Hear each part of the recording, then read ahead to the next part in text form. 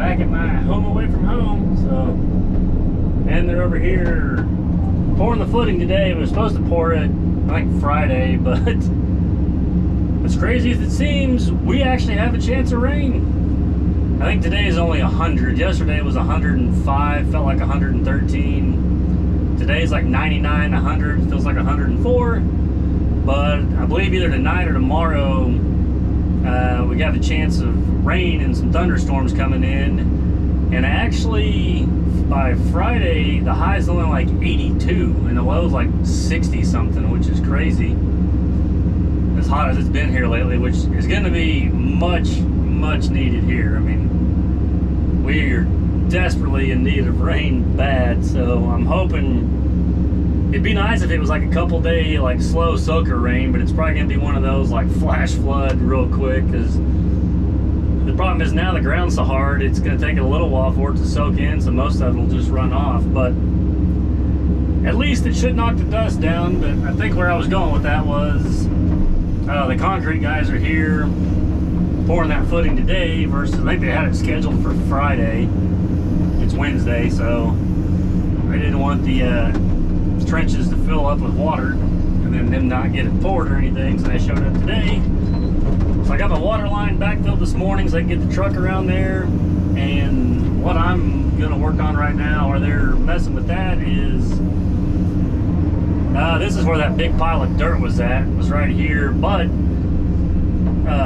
right over there behind that little cedar tree is where that little ditch actually comes out of there, and it was kind of getting all dammed up with this pile here, and it was running over by his truck and wherever. Well, I'm gonna try to put this ditch back together. I'm probably gonna run it down. I may put a slight curve in it right here, and I haven't cleaned this off yet, and it's gonna tie back into somewhere. Little rock right there. Right there. I'm gonna kind of dress or clean that up a little bit. I got some of this stuff because I guess the original contractor that put the driveway in and started all this was getting a whole lot of water right out here, so then they just dug this ditch trying to get everything down to here. But what I'm gonna try to do is actually build all that up some, add some more rock to the drive, and build the yard up and get a nice even slope, and then have it just kind of slope over here and drain instead of you know, letting the water go that way. The problem is I kind of got to go with what they have a little bit, but like where that white truck's at in the back of the dually there, I can build that up some with rock and actually get rid of that low spot, and then everything on the side of the building and that drive should run over here and find this ditch instead of just sitting down here or going towards the house. You probably can't tell from here, but the house will probably set another foot or so higher on the finished floor from what they got at the top of the footing.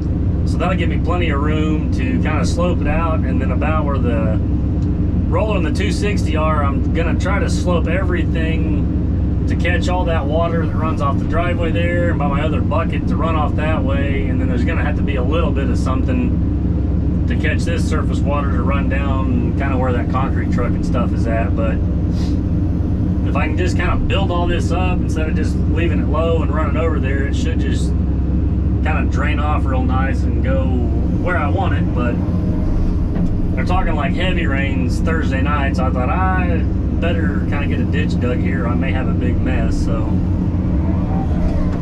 I haven't done much walking around explaining all that, so that's what I'm doing, all my swinging around and pointing right now. But I'm going to use this junk to kind of fill this ditch back in, and then I may just take this and kind of,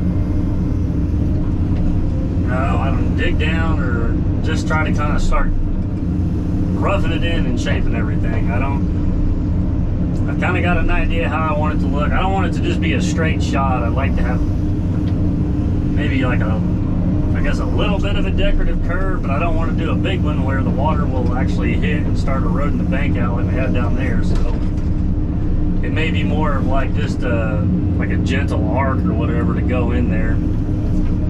And I'm also going to widen it up a little bit, because if you can kind of spread the water out,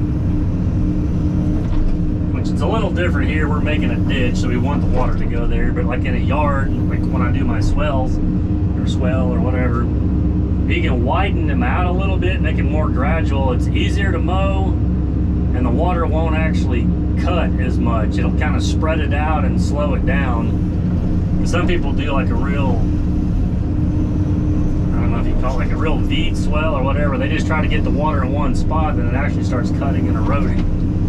So anytime you can widen that swell up and